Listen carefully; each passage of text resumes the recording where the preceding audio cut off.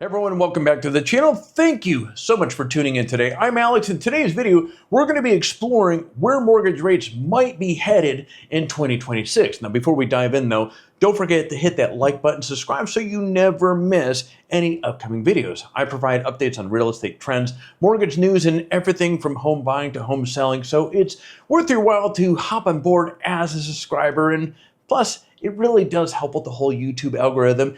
So we do thank you in advance. Now, let me ask you this. Have you been watching mortgage rates lately and wondering if they're about to spike, drop, or just stay the same? Well, you're not alone. Right now, with the so-so job reports, lingering effects from the government shutdown, and Fannie Mae and Freddie Mac stockpiling in mortgages, there is a lot to unpack.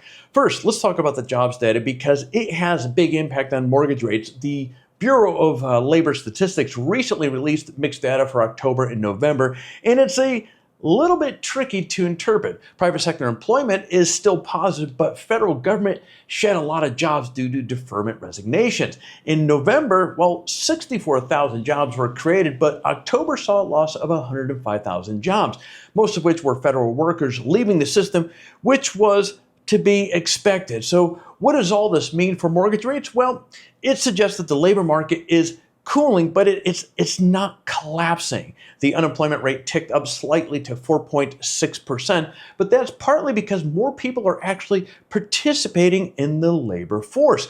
Plus, numbers have a little extra noise, a little extra sauce because of the government shutdown, so they're not as clean as usual. Essentially, the Fed is unlikely to see the job numbers as a reason to cut interest rates dramatically, which means mortgage rates are expected to remain largely steady for now. But here's where it gets interesting. Even though jobs data might keep rates steady, there's another factor that could nudge them lower. Fannie Mae and Freddie Mac. These two giants have been stockpiling mortgage-backed securities like nobody's business. Since May, they've added more than $55 billion to their holdings, now bringing their total to around $234 billion, which is the highest it's been in about 4 years. Now, analysts predict that holdings could expand by another $100 billion next year.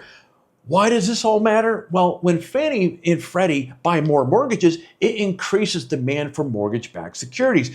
That in turn, it pushes up the price of these investments, which lowers their yield. And because mortgage rates are always a bit higher than the 10-year Treasury yield, a lower yield translates into lower mortgage rates for you, the home buyer. So in other words, Fannie and Freddie are gobbling up mortgages, makes it cheaper for banks to lend, which could bring some relief to borrowers around the country. Now, some industry experts think that this may be part of a overall bigger plan.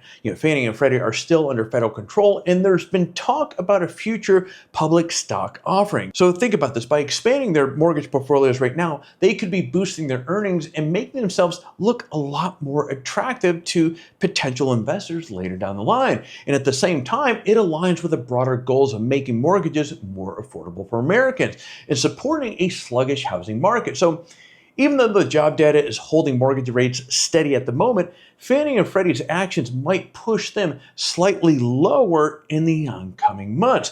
This could mean rates lower than where they are right now, which is right around 6.22%.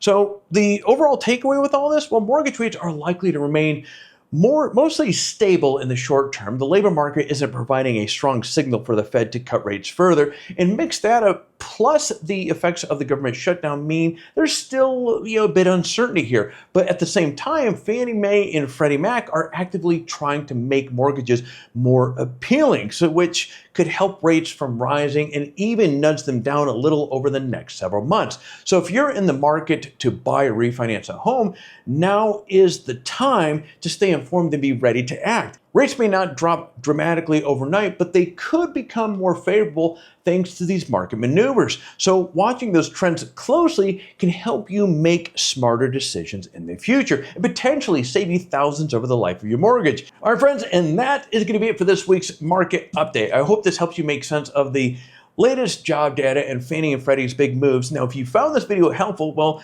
please consider giving it a thumbs up and subscribe to the channel. And don't forget to hit that notification bell so you never miss an upcoming update. Also check out some of my other videos where I break down the market trends, home buying strategies, and ways to save money on your mortgage. And if you happen to be in California looking to buy or sell, I'm a real estate agent right here in Orange County. Feel free to give me a shout. I would love to sit down and chat with you.